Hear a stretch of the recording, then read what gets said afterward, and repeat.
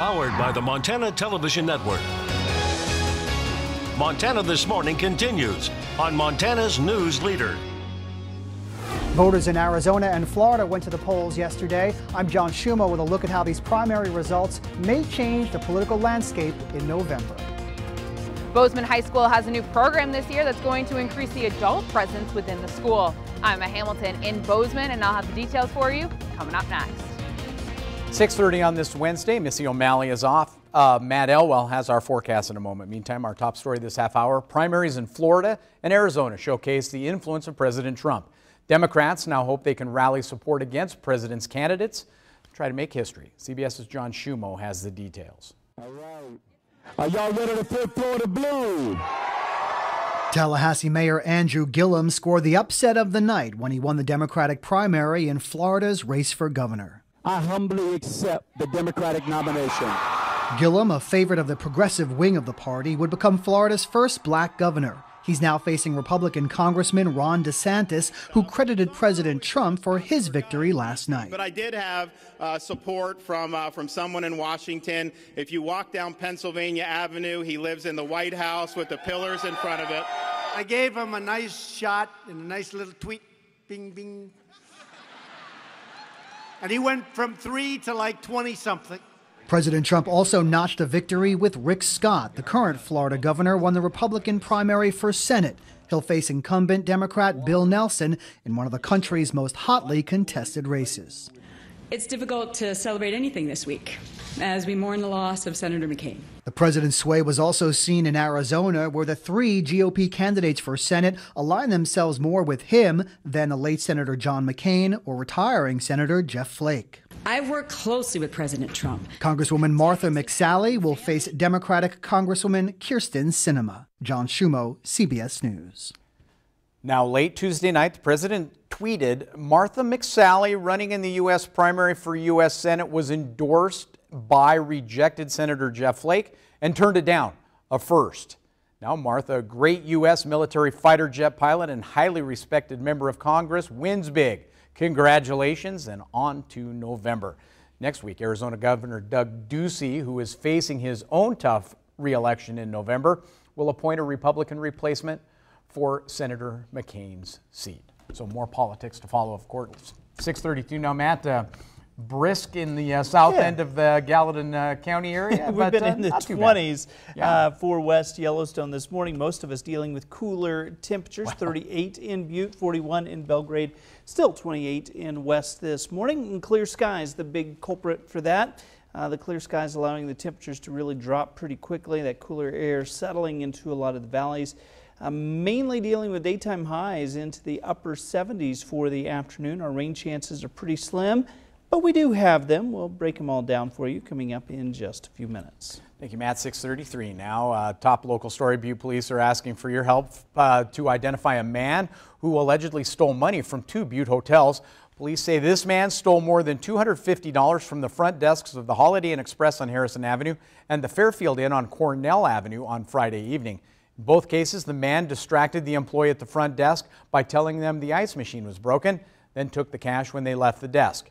Anyone with information is asked to call the Butte Silver Bowl Police Department 497-1120.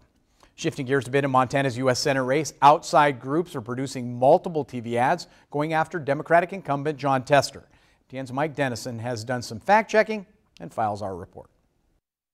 Which of these has voted against President Trump more than 60% of the time? All of them.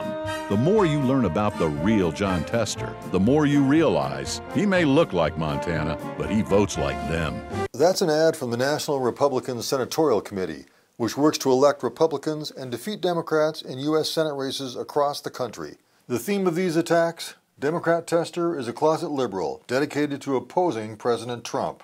Tester has opposed the president and the GOP on some key issues. He voted against the Republican tax cut bill last year, against repealing Obamacare, and against Supreme Court nominee Neil Gorsuch. But Congressional Quarterly, which tracks all votes in Congress, says Tester supported the president on 52% of votes where Trump took a position in 2017, more than many other Democrats did. Trump also has signed into law 18 bills sponsored by Tester.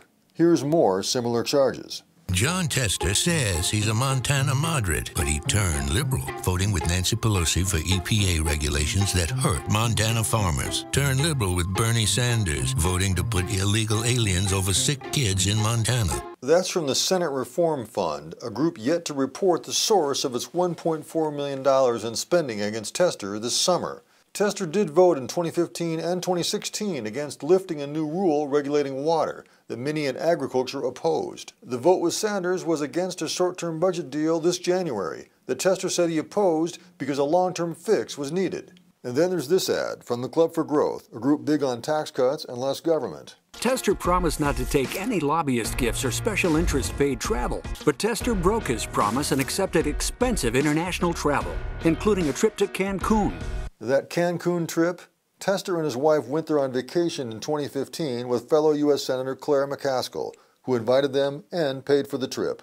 As for international travel, Tester did go to Israel in 2013 on a fact-finding mission, funded by a pro-Israel nonprofit group that has hosted numerous members of Congress. You'll be hearing this theme often. Tester, the liberal turncoat who can't be trusted. We'll be doing what we can this campaign season to report on his actual record, and you can decide for yourself how much of these charges are true, an exaggeration, or just plain false.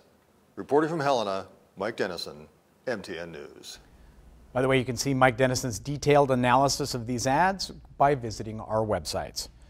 Well, highway construction in Butte will force the closure of Santa Claus Road that connects Butte with Rocker. The road will be closed today through Friday, then again September 5th and 6th of next week. This is to allow crews to set beams for the city center exit ramp, which will go over Santa Claus Road. Montana Department of Transportation is making improvements to Interstate 1590 that runs through Butte over the next 2 years. In the Gallatin Valley, Bozeman High School has a new volunteer program going on this year. MTN's Emma Hamilton has a story on how it will benefit the schools. After the school shootings in Florida and Texas earlier this year, a group of parents in Bozeman came together to brainstorm how they could increase safety in the high school. They decided that increased adult presence could be helpful. Now, the high school has community members greeting students in the morning, at lunch, and at the end of the day. And for us, this is a good way to try to keep it positive, try to show students that we're thinking about them. We want them to feel comfortable.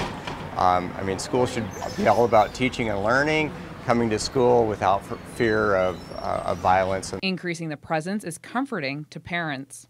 Knowing that there's community members here supporting teachers and the amazing staff and administrators here to welcome these kids, be another adult presence in the school feels absolutely amazing and really reassuring. Added benefit of having more vigilance in the school, visibility, and we just hope that they help create a positive atmosphere for us and deter bad behavior. This volunteer program doesn't only increase the safety at the high school, but also gives the kids a warm, smiling face to say hello to. Even though it's early in the school year, it's already making a difference. On the first day of school, it was really cold and rainy. And there was one of the students here was new to town. She'd never lived in Bozeman before. It was her first day of freshman year. She was sitting outside under an eave in the rain having lunch. She really didn't know anybody. And one of our parents was able to go out and just say hello and greet her and check in with her and really change the course of her day by just connecting.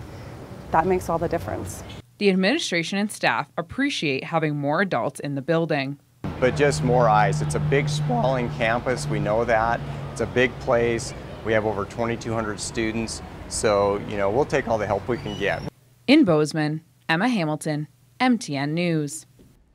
Now, Emma adds, even though this is currently only at the high school, the district says it hopes it's something that spreads to other schools in the future. If anyone wants to volunteer, you can email them bhshawksquad@gmail.com. We're going to take a quick break here on Montana This Morning. When we come back, just wait until after the holiday. That might be the best advice when it comes to pulling up to the pump. We have the details. But first, here's the details of what's coming up at 7 on CBS This Morning. Good morning. Ahead on CBS This Morning, thousands are expected to honor Senator John McCain today as he lies in state at the Arizona Capitol. Hear from a former POW who shared a cell block in Vietnam with the late senator. And we're going to take you on a run with the first American woman to win the New York City Marathon in 40 years. Shalane Flanagan explains how changing her diet helped prolong her running career. We'll see you guys right at 7.